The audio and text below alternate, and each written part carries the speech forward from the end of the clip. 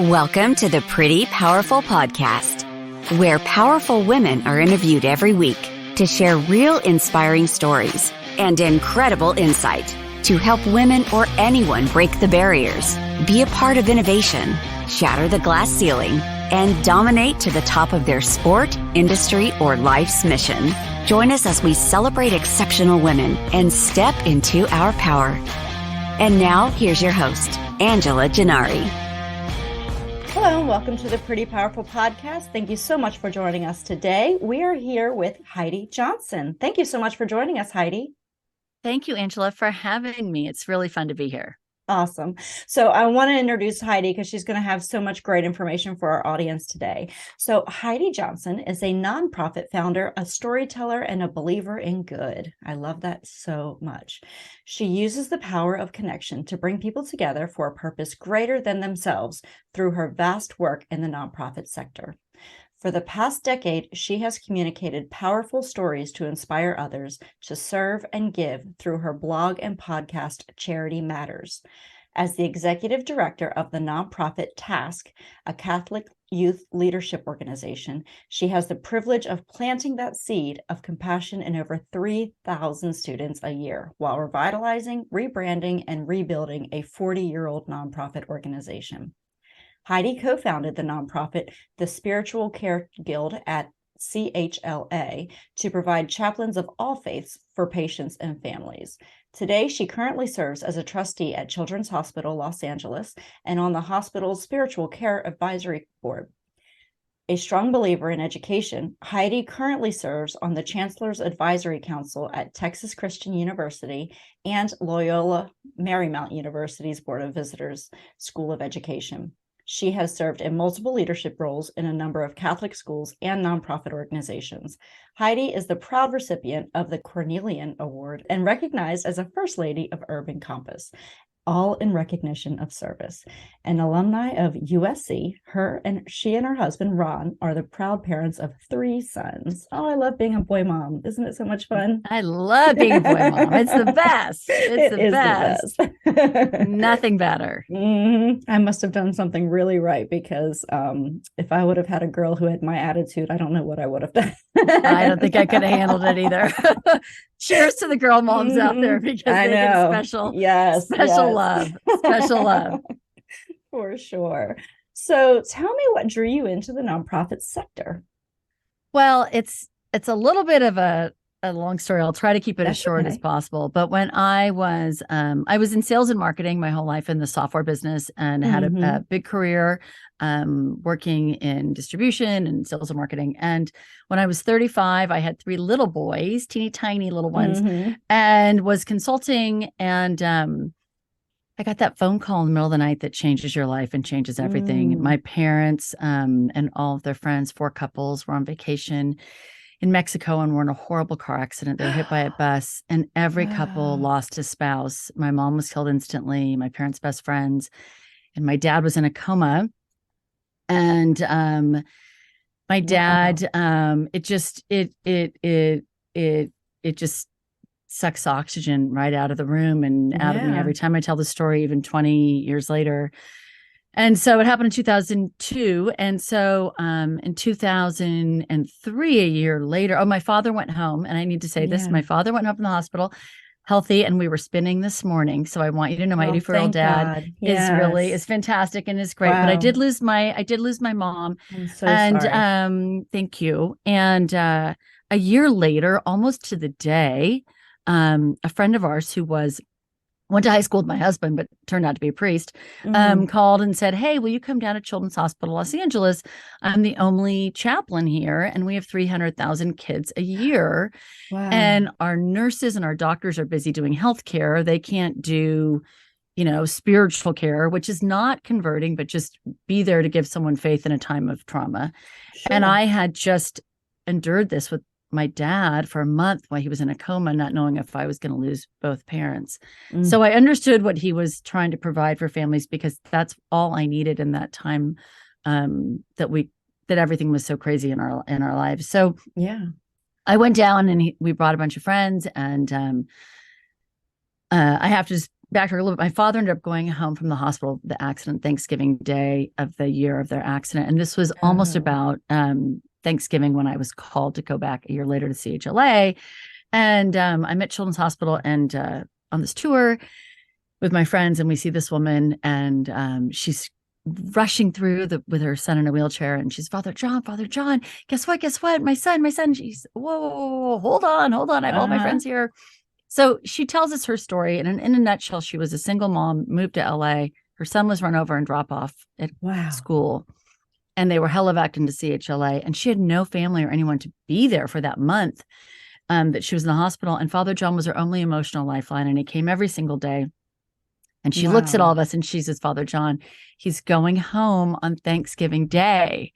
Wow. And it was the same day my dad had gone home. And I knew in that moment my life was changed forever. And I said, all right, John, what do you need? I don't know how to start a nonprofit.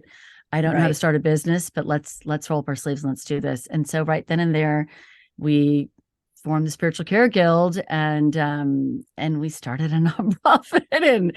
And here we are 20 years later with a $10 million interfaith center, 37 chaplains of all faiths, religions. I don't even know what they are, Angela. I mean, we have, and our chaplains are part of the medical team. So they do rounds with the doctors. They support the nurses and the doctors. They support the families, the patients. And we've changed a culture of a 100-year-old hospital. Wow. So it was something beautiful did come out of this incredible loss, and it changed my life just in so many different crazy ways. Yeah, I imagine. Yeah. I mean, good, bad, it's bittersweet because, you lose your mother, but at the same time you find your calling that can help so many other people. So, wow, that's just an incredible story. Wow.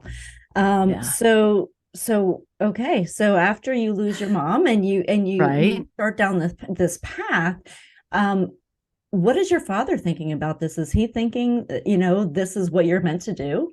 I think everybody saw it but me at the time. And I think that whenever you're on the right path, whether it's nonprofit or any business, the doors keep opening when you're going the right way, right? Yes. The doors just open, and you can't explain the crazy things that happen. And the doors just kept opening. We had so many miraculous, crazy, wild, unexplainable things that happened that made the work. It wasn't easy by any stretch of the imagination, but that made it happen. And it was just an incredible experience. To me, I think of it, of course, there was so many people that helped to do this. No founder does anything alone. No. We had 10 of us that did this, and it was just and 100 women that joined, and it was incredible. Talk about the power of women. I mean, in community just made this happen. But I think that it really, to me, was taking, lemons and making lemonade, exactly to your point of bittersweet, and making to my personal legacy. It isn't my mother's legacy. It's a legacy for the hospital, but it feels like that to me. And it makes me, if this is what came out of that loss, that there's chaplains for all of eternity at Children's Hospital for these families, then that just gives me a lot of peace. Yeah. Yeah. Wow. What a great way to honor your mother's memory too. So good for you. So you have spent so much time building in the nonprofit sector, and not only your organization, but also helping others. Where does your drive and your inspiration come from with constantly getting out there and just doing this work and building your own organization and helping other people build theirs? Like, where do you find that inspiration?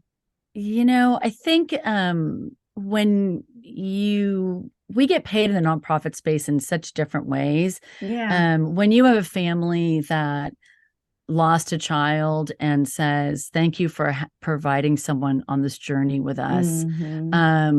Thank you for being there for our family. Thank you for changing, our life. Or when you have just a moment where you realize you're some tiny cog in some really big picture of something that you lent a hand, it's kind of addictive. Like you just Yeah. feel like it, you have such an incredible experience that you want more, and it fuels you Mm-hmm. to want to help more people. And I know there's an actual serotonin that is actually released from your brain when you help people. Right. And I think I'm not a crack addict, but I think I'm a little bit of a, as helpers, we get hooked on helping. And so it just drives us.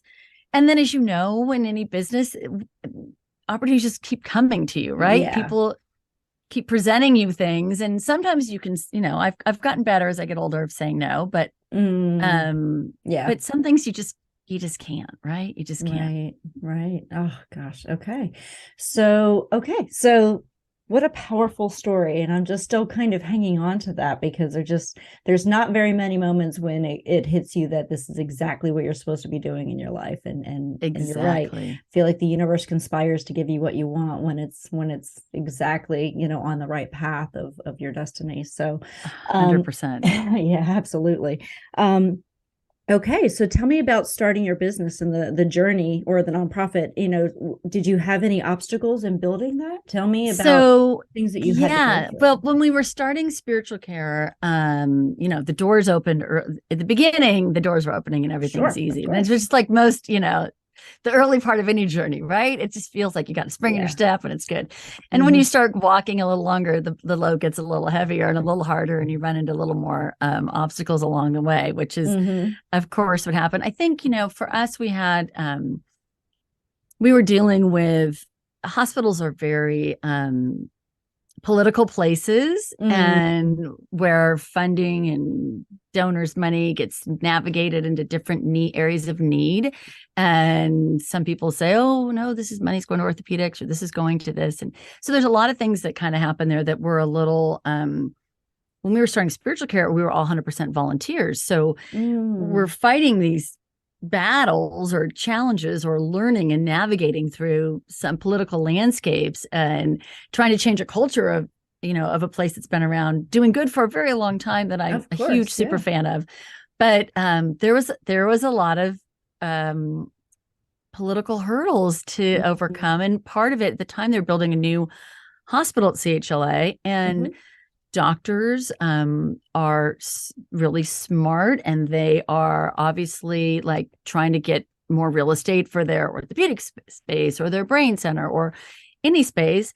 And chaplains didn't even think to ask for space in the new building. So they built a whole new building without a place for the chaplains, because the chaplains didn't even think to ask because they're so selfless. So all of a sudden the building's built, and we have to kind of go back and say, hey, did you guys forget about us? All the chaplains, remember those people? So they're like, oh gosh, what are we going to do? And so that became another challenge in itself, and trying to find the real estate in a new building, and ultimately to build our interfaith center, which ultimately McDonald's decided that it wasn't maybe the right fit for the hospital because it wasn't as healthy as it should be potentially. Right. And so McDonald's left, and our interfaith center went in. All right. But good. Yeah. So there's a happy ending, but we definitely had a couple challenges with starting with some of those things, but it's all great now. Oh, good. I'm happy to hear that. I have a funny story about a chaplain. It wasn't funny at the time, but I had, my son, when he was a little younger, was riding his bike, and boys and bikes and ramping things, and so anyway, he ended up coming down. He fell right on top of his bike, and the brake the brake handle thing went into his chest and punctured his chest. And so, of course, we immediately rushed him out to urgent care. Urgent care says, we don't have the right equipment to see if this is punctured his lung or not. You've got to go to Children's. So he went to Children's Hospital. And as soon as we got there, they rushed us into a room, and it was all a little bit scary, but we just thought, okay, it's kind of it's a hole in his chest, but nothing bad is happening. Like this is awful to say, but he was saying he was so hungry. He's like, I'm so hungry, I didn't eat dinner yet. And so we actually stopped for Chick-fil-A on the way to Children's Hospital. That's something I would have done. We get there, and and we're like, well, he's got some food. They were like, did you stop for food? I love that. Well, he was hungry. So we get in there, and now it gets scary for him because, again, we didn't really think it was anything really serious. And so we get into this room, and this room looks like a little surgery room. They've got these big fancy lights, and the doctor comes in and he looks at this hole in my son's chest. And then as he's looking, and my son started getting scared then because the room was scary, not anything else, but the room was scary. And then, but his dad and I were okay. And then all of a sudden the chaplain walked in, and I'm like, oh my gosh, is this really bad? Like, because, you think of the chaplain as like, this is just the end. This is the end, right? And so that's when I started freaking out, like, oh my God, what are you doing? They get that reaction kind of regularly. But he was just there to calm everything down, and he was wonderful. But it was, usually they are until the chaplain walked in the room, and then I'm like, yeah, they're pretty remarkable. They're pretty remarkable humans. I will say that they are pretty remarkable people. Yeah, but I mean, it was a very calming presence in a not so calm environment, and that's what they're supposed to be doing, is just listening and helping and guiding, and because nurses just don't have the bandwidth to do that anymore. Right? I mean, they have so much going on, and they're focused on your care and not necessarily, obviously, I mean, nurses are amazing. What they do. But angels on earth, absolutely, for sure. They're amazing. But we can't expect them to be there for us mentally and physically. I mean, there's only so much that you can do, right? And 100%. so you want to give great care, but at the same time, you need to be focused on, getting somebody well and exactly. Well, that's amazing. Well, good for you. I think that's such an amazing I'm going to think service. about Chick-fil-A next time I see my chaplains. Do the parents come up with Chick-fil-A? Because those lines can be really long. I know. See, they should put that in the hospital. Exactly. No McDonald's, but Chick-fil-A. Oh, my goodness. Yes. So Parents of the Year award right here. That's great. So tell me a little bit more about, as you're starting your business and you're overcoming some obstacles and you're kind of trying to figure it out, did you find that, working in the hospital environment, you're in a nonprofit sector, you've come from corporate, tell me about some of the vast differences that you have found from nonprofit to corporate, because there's so many people who want to start a nonprofit. They have corporate experience. We have 1.6 million nonprofits in the United States. Wow, so we really? have a lot of nonprofits. And here in Los Angeles, we have about 50,000. I mean, there's so many nonprofits. So people always ask me, how do you start a nonprofit? I'm like, well, I can tell you, but why don't you look at your competition like any business before you open one? What somebody may be doing what you want to do. Maybe there's a good chance they probably are. Maybe you can help them. But so for us, the hospital is really brilliant in that some hospitals have support groups that operate under their own 501c3 under the hospital's nonprofit. Okay. But Children's Hospital Los Angeles doesn't. You have your own nonprofit. So if we wanted to go and open spiritual care at other hospitals all over the country, we could. Okay. So that was actually really great. And the hospital did our taxes, which was great. But other than that was it. Really? No stamps, no envelopes. No, nothing. No, nothing. So, we were like any entrepreneur, just trying to build community, build connection, build your audience. It's the same process. Interesting in any business that you're building, your audience and your community. But we were a group of 10 women, and we said, okay, let's everyone come to the table with 20 names. Can't be the same 20. We're going to invite them to a breakfast that we can't pay for, but we're going to put it at someone's club that will float the bill for the month. And hopefully we can pay for it. And, we invited 200 women, 100 came, 100 joined, and we were off to the races. And so really, we had phenomenal women volunteers. We were 100% volunteer organization. We still are. And 5 years into running it, and my husband always says, and this is just his, MBA business strategy, everything you enter except a marriage should have an exit strategy. Everything. Good. Yeah. Every business you buy, every home you buy, every job you take, when are you leaving? So when I started this, he asked me my exit strategy when we started. And I guess it was good in a way, because in my mind, I said, I think it's going to take 5 years to build this. And in 5 years, I said, okay, I think we've accomplished the goals that I had set out. And other people had were taking over some leadership roles, and I was slowly trying to step back. And so I thought, okay, this is my baby. Spiritual care is my baby, and it's going to kindergarten. It's 5, and it's going to thrive and run. And if I smother it with nonprofits, founder syndrome is a real thing. Really? It's like, I'm not saying like Martha Stewart's magazine and Martha Stewart or Oprah's magazine. I'm not saying, Heidi in spiritual care, but people lose the separation of the person and the cause. And if you stay too long, it becomes about the person. And if you want it to keep going, it needs to be about the cause. So very interesting. So that's just kind of what, so I kind of set that up, and everyone was super supportive, and it was really great. And at the time, I also had become fascinated with, this is before CNN Heroes, this is before People Magazine Heroes Among Us. This was, 2000, I don't even know, it was 11 years ago or so, 12.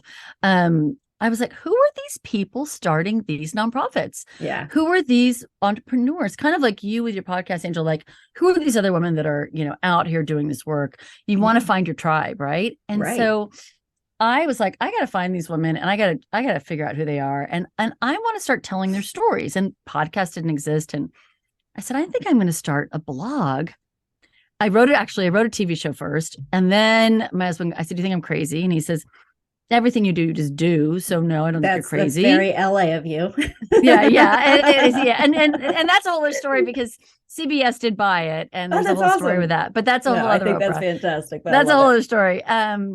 And then I said, but what about this blog? He goes, now I think you're crazy, because your tech skills are really not great. I don't think you should do that. But so I started interviewing nonprofit founders, 12 years ago, and telling their stories through the blog, and then ultimately through the podcast. And then in the process of doing that, which I still do, and it's my joy to just meet other women, like you, that are just doing amazing work, that I got picked by this nonprofit. I knew all these people, and I was involved, with other organizations that I was still supporting. And they said, hey, we're started by a nun. She's retiring. She's in ill health. Can you help us? And I just built a new house, right? Spiritual care is a brand new house. Yeah. And then here's remodeling an old house task, which is this, youth leadership organization. And I thought, God, if anyone's ever built a new house versus remodeling is so much harder. Oh yeah, because 100%, and usually costs you more. It does, right? And because you've got to keep the soul, you've got to keep the character, you've got to keep the ethos. It's just everything. And you're working with what you have. You're working with the bones and the structure of what you have, right? And so you have to get creative about how to fit new ideas into old spaces. And it's really hard. So I said, my husband said, hey, this is going to pay you. This sounds like a really great idea. Because you go to college for, it. Right. So 10 years ago, I said, all right, I'll take on this task thing.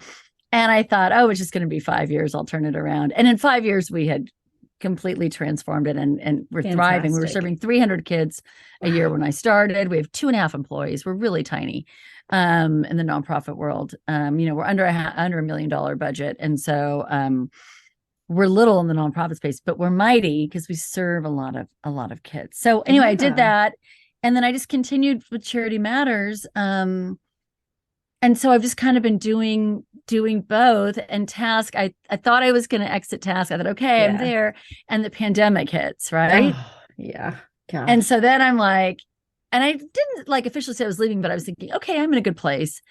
But then it's like all, everything just to survive. Yeah. And now it feels like we're rebuilding again. And it's really exciting. We had our 40th anniversary just a couple months ago, and it's really exciting. Awesome.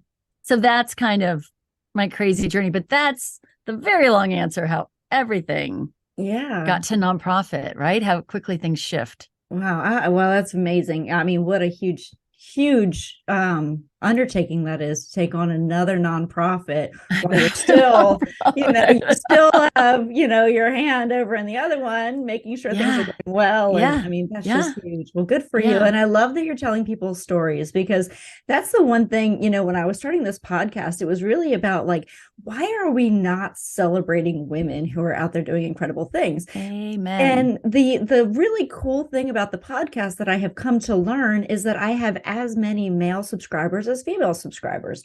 Oh, we're not talking about female topics. We're not on here every day talking about things that only impact women. I mean, every single topic, a woman is out there doing something incredible that impacts everybody, Right. And so just featuring their stories. I love that. But, I think giving women a voice to tell their story and to tell, what it is that they're overcoming and how they're building. I think that's just so important. And so I think it's great that everybody's listening. Well, and I think that people, I mean, for me, I think with the stories is that I don't know about how you feel, but I felt like the world is paying attention to the wrong people sometimes. Yes. Oh my goodness. Yes, absolutely. And I would love to see a shift in goodness and a shift toward kindness and a shift toward focusing on the positive. And you celebrate women doing positive things every day and tell those stories. And the people who listen to you are craving something positive and they want it to be inspired. And I feel like our audience at Charity Matters is the same. Yep. It's not necessarily a nonprofit audience. It's people who love the story of the underdog, because absolutely. Right. The nonprofit founders that I talk to, 95% of them, something really crazy and awful happened in their lives. It could be, or to someone they love, they were sick or hurt or some sort of loss, and they overcame it and they used that pain as fuel to create something that helps other people. And the stories never get old. Do you ever get tired of Never. I have become so inspired. Every single woman that I talk to, I walk away from it thinking, wow, what an incredible story that is. How amazing is she? And it has really just driven me to want to do this more and more and more. When I first started this, I really kind of started it on a dare. Somebody said, you probably, I said, we need to tell stories of women more. And they're like, yeah, you should do that. I was like, I don't have time to do a podcast. Like, I'm trying to run a whole company here. It has nothing to do with podcasts. And so anyway, they're like, well, I mean, if you can't do it, you can't do it. I was like, of course I can do it. I'll do it. And thought it'd last a few probably episodes. becomes forgive me for interrupting, it probably becomes your guilty pleasure during the week, because it feels like so much to try, because I understand in my world, trying to schedule it, trying to make it happen, trying to work all these things and make it all. And then after I have the conversation, I'm like, well, that was just like a shot in the arm. Like I feel so empowered and inspired by the people that I meet. Absolutely. It's the best. It really is. And I've gotten so much out of it. And I really just look forward to it now. And it's one of these things that is just my passion project. Like it's just something I just wake up and love to do. Like I just love to do it. I feel the same way. It's just a privilege to talk to great people and it's a privilege to share great people with the world, right? Yeah, I mean, exactly. Because the media will tell you that they're not there. And you and I both know that there's more people the great people than we have time to talk to. Oh, absolutely. 100%. And, I feel like the people the media features they're the ones who are the loudest, the squeaky wheel gets the oil. Right. And so those are they're putting the same people out there saying the same things over and over. And I'm like, there are different viewpoints in the world. there are that we can listen to. Our kids should be hearing, we grew up in a generation where there was always heroes. Oh, yeah. Right. I mean, whether it was Western or it was the family hero, whether it was the mom on the Cosbys or it was Carol Brady or whoever it was, there was always a hero. And I don't see a lot of that. No. No. And you have the movies are different now for kids. You have movies like Mean Girls and you have movies, they're just not, it's not the same. It's just not the same. It's not the same. And so I feel that, but heroes exist, people who overcome obstacles and take on to help other people. I mean them all the time. So they're there. They're there. And I just think that the world needs to pay a little bit more attention to them. So hopefully the TV show will come to your screen and you'll get to see love it. That's fantastic. I think we that's will amazing. See. So tell me a little bit more about when you go out and you pitch a TV show to somebody, what does that look like? It's, you know what? So I have to say, I wrote the TV show first. I had a dream that I wrote the TV show, and I wrote the TV show. And I do live in LA, and I did have a lot of neighbors that were, kind of in the industry. And I said, hey, how do you do this? And like, oh, go to the Writers Guild website and log your idea and register it and whatever. So I did all that forever ago. And then, but then I didn't go like door to door. I didn't go pitch it. I would just kind of be at a party or talking to a friend's, I could be at a school thing and say, oh, so-and-so's dad is a producer. Oh, hey, I have an idea. So I ended up getting, meetings here and there and whatever. Yeah. And one of my son's friends' dads, family friends of ours, he was CBS, and he said, hey, Heidi, I've got, he was running SEAL Team show at the time. And he said, I've got this. I think you need to meet the head of reality at CBS. And I said, oh, great. I'd love to meet this guy. And then meanwhile, a friend of mine, dear friend of mine calls me like 2 days later and says, hey, I just had lunch with a guy I went to kindergarten with and school with, and he's the head of reality at CBS, and you got to meet him. I'm like, what? Oh my gosh.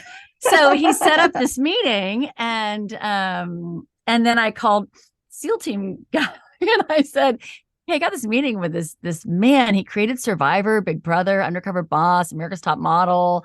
His name is Gen Maynard. He's a pretty, incredible guy. You got a meeting with Gen Maynard without me? And I'm like, wow. So anyway, Gen and I worked on the project, and then Gen left CBS, and Gen when he left, after he left, he said, Heidi, there's a couple projects he's like, I'd like to take with me, personally. And so he said, would you be willing to step aside from that to come with me? And so then COVID hit. And so we are back at it. Gen is really incredible. And he and I become just great friends in the process. And I think when you are trying to tell someone's story, especially potentially on television, and especially with nonprofits, helping people, you have to really trust the person. And I'm not saying that people, I don't know everybody in Hollywood. I know a lot of people, but I don't know. But I have to say, I found someone I just completely trust. And so slow and steady wins the race. And it's going to happen when it's supposed to happen and when it's going to be right. And the world's changing a lot right now. Yeah. So we've kind of shifted gears in the way that we're going to do this, I think, and we'll see. I'm pretty excited about it. Super cool. Oh my gosh. Yeah. Well, I am excited stay tuned. To watch it. Could be a minute, but I'm excited to watch it. It's going to happen. It's going to happen. I hope so, Angela. The world needs it. The world needs it. That's for sure. We definitely do. We definitely need some good positivity out there. Amen. Amen. So what advice would you give to your 18-year-old self? I think I would, my 18-year-old self was a lot of fun. So I would definitely say to keep having fun. I had a lot of fun at 18. And I think that I would say to, keep smiling, keep believing in yourself. Yeah. You got this. I'm not really a worrier, so it wasn't that I worried, but I think just self-doubt that we all have as we're growing up. We always think we have imposter syndrome. I think I would try to say, you know what, that's normal.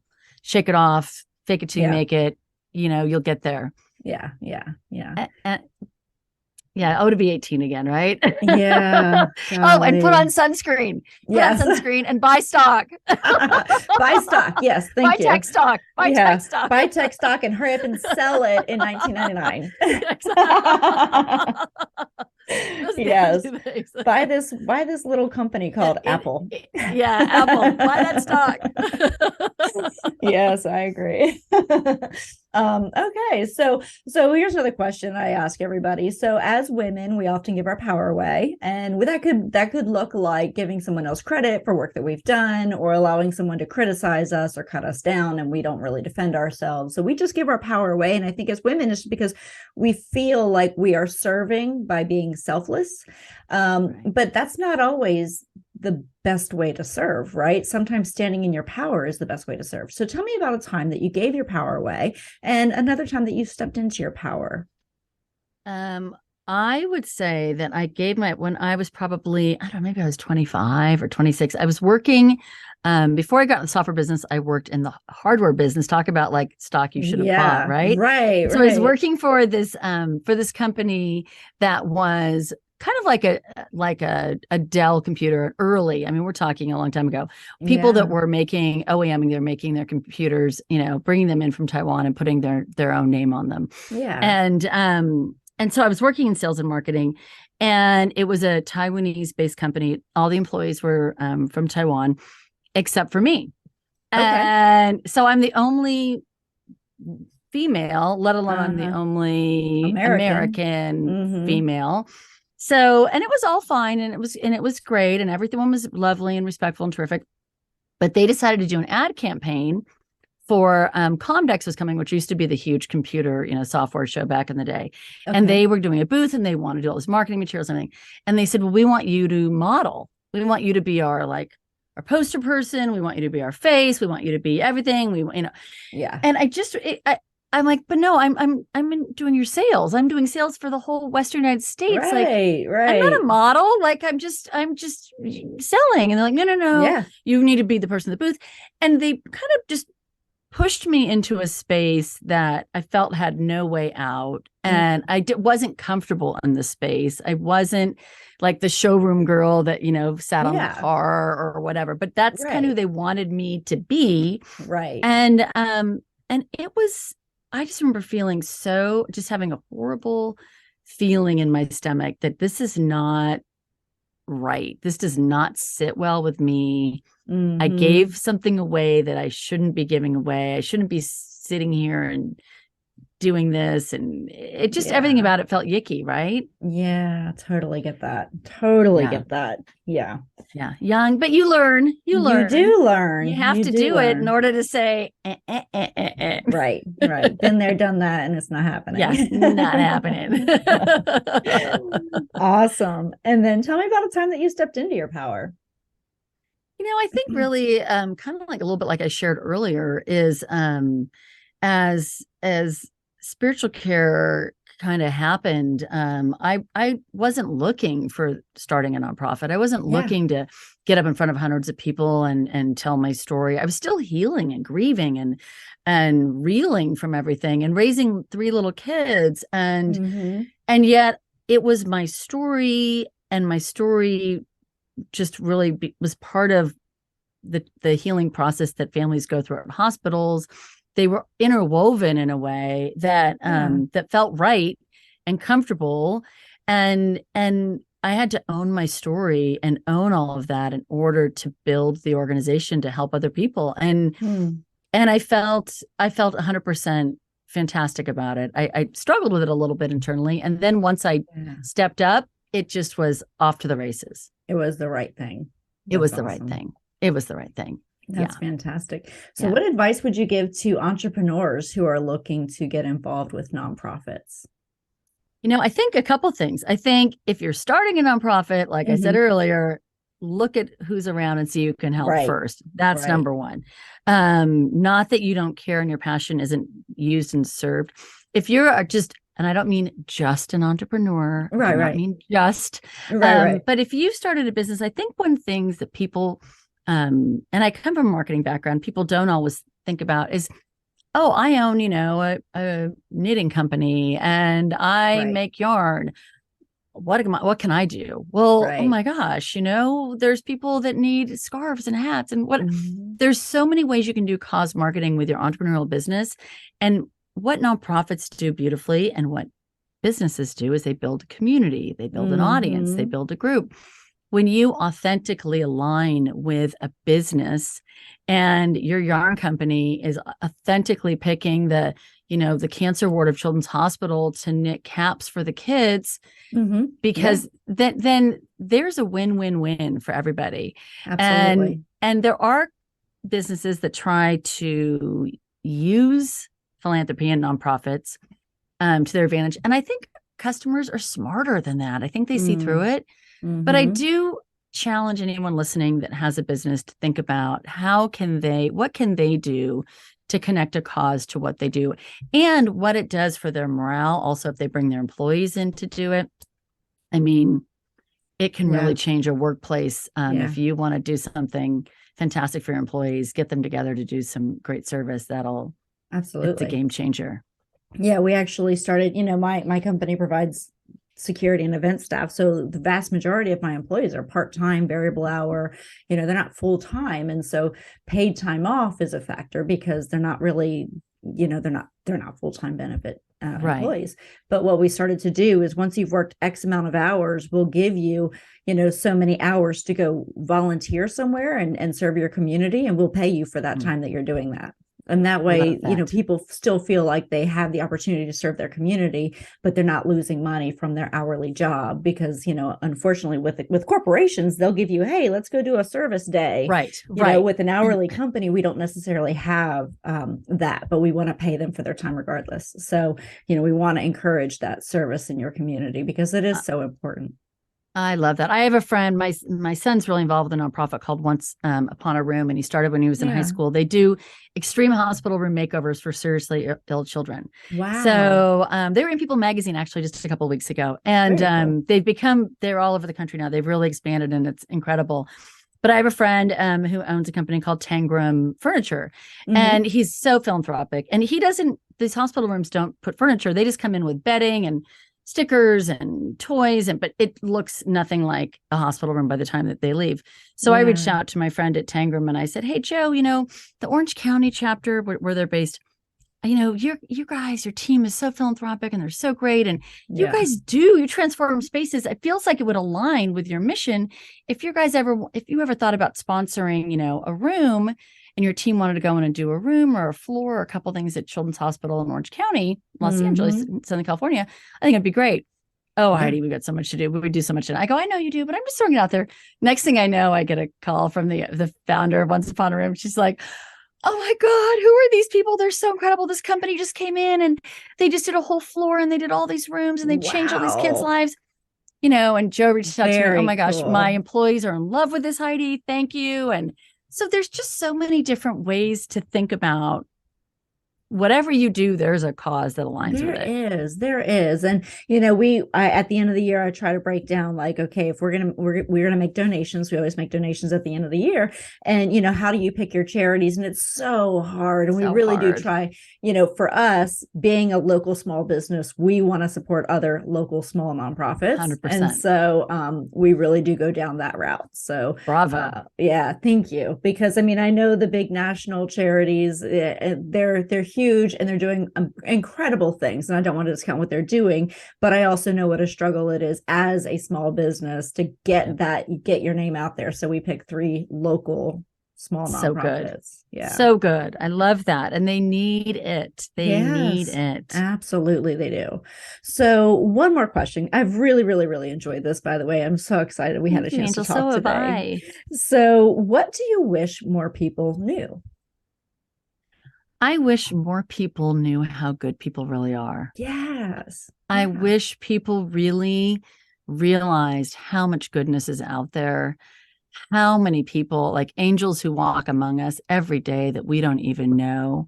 And I think if we turn on the news and we get so discouraged and we just think, oh my God, the world's just going to hell in a handbag and what's happening and and yes, there's a lot of crazy stuff happening out there for sure. But I think if we can collectively make a choice to focus on the good and the positive, and we can create an upward positive trajectory from that. And I think it all starts with conversations like these, just, talking to people about their stories and sharing them. Yeah. Wow. I love that. Yeah, you're absolutely right. I think there's more good in the world than evil. We 100%. Only hear about the evil sometimes, but there is so much more good. And 100%. If we could just focus on that, I think the whole world would be different. Amen. 100%. I completely agree. Yes. Well, thank you so much, Heidi. I really appreciate all of your time tonight. You have just been an amazing guest, and I am really excited for everything that you're doing. And I will absolutely be watching the television show when it comes out. So you'll have to let me know. Well, thank you for putting that out there in the universe, Angela. Yes, and I really happening. enjoyed this conversation. And thank you for what you're doing to just shine a light on women that are doing great work. I'm honored just to be included in the list, but I think it's so important what you're doing. So bravo to you. Bravo. Thank you so much. So thank you, Heidi Johnson. If you want to find her, she can be found at prettypowerfulpodcast.com. You can find all the information about Heidi Johnson and all of the amazing work that she is doing. So thank you again, Heidi. I have really, really enjoyed this conversation and look forward to so many amazing things that you're doing. Thanks, Angela. Have a wonderful day. Thank you for joining our guests on the Pretty Powerful Podcast. And we hope you've gained new insight and learned from exceptional women. Remember to subscribe or check out this and all episodes on prettypowerfulpodcast.com. Visit us next time. And until then, step into your own power.